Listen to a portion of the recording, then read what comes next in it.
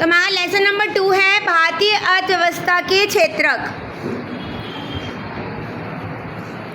भारतीय अर्थव्यवस्था के क्षेत्रक यानी भारत की अर्थव्यवस्था के 3 क्षेत्रक हैं, प्राथमिक क्षेत्रक, द्वितीयक क्षेत्रक और तृतीयक क्षेत्रक।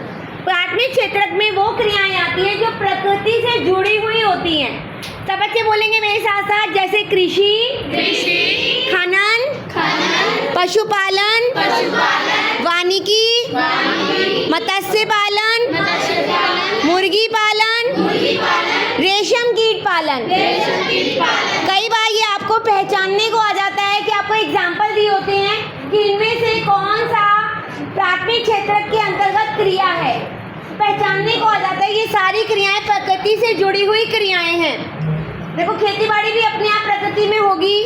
खनन का मतलब होता है खनिजों की खुदाई करना। पशुपालन, पशुओं को पालना, लोग पशुओं को पालते हैं दूध के लिए, मांस के लिए। वानिकी मतलब होता है पेड़ों को लगाना। मत्स्य पालन यानी मछली को पालना। मुर्गी पालन यानी मुर्गियों को पालना। रेशम कीट को भी पाला जाता है रेशम के लिए। नेक्स्ट है रेशम कीट, यदि रेशम का कीड़ा होता है उनको पाला जाता है, जिनसे रेशम का धागा निकलता है, उससे कपड़ा बनता है। यस मैम, पता है मुझे। नेक्स्ट है, अभी एक्सप्लेन करूंगी मैं। नेक्स्ट है द्वितीयक क्षेत्रक। अब जो चीजें प्राथमिक क्षेत्रक में बनी उसका हम रूप परिवर्तन कर देंगे द्वितीयक क्षेत्रक में। जैसे गन्ना उगा कृषि में तो गन्ने से चीनी बनेगी द्वितीयक क्षेत्रक में।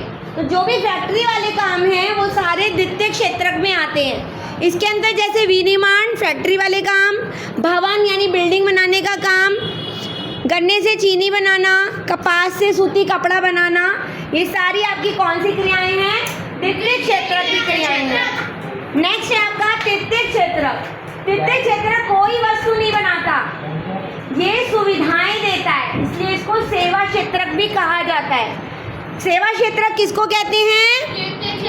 तृतीयक क्षेत्रक को, क्योंकि ये फैसिलिटी देते हैं। जैसे बैंक में जितने भी लोग काम कर रहे हैं वो सारे तृतीयक क्षेत्रक के अंतर्गत आते हैं। बीमा कंपनी होती है, परिवहन यानी गाड़ी चलाना, ड्राइविंग वगैरह, वो सब तृतीयक क्षेत्रक में है।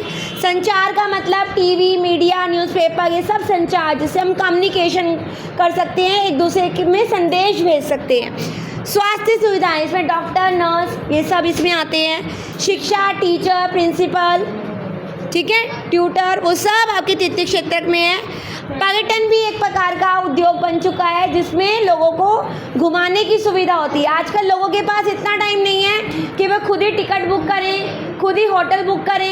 एक क्या होता है, एक एजेंसी एक पर्यटन टूरिज्म से वो कांटेक्ट कर लेते हैं, वही उनकी टिकट बुक करते हैं, वही उनके होटल बुक करते हैं, वही उनको ट्रेन से या एयरपोर्ट से रिसीव करके जाते हैं, खाना पीना सब सुविधाएं देते हैं। तो पर्यटन आपका इसमें आएगा। इसके अलावा भंडारण का मतलब है गोदाम की फैसिलिटी, जिसके बाद बहुत बड़ी बड़ी ज़मीनें हैं, फालतू हैं, बड़े बड़े कमरे हैं, तो वो गोडाउन की फैसिलिटी भी देते हैं।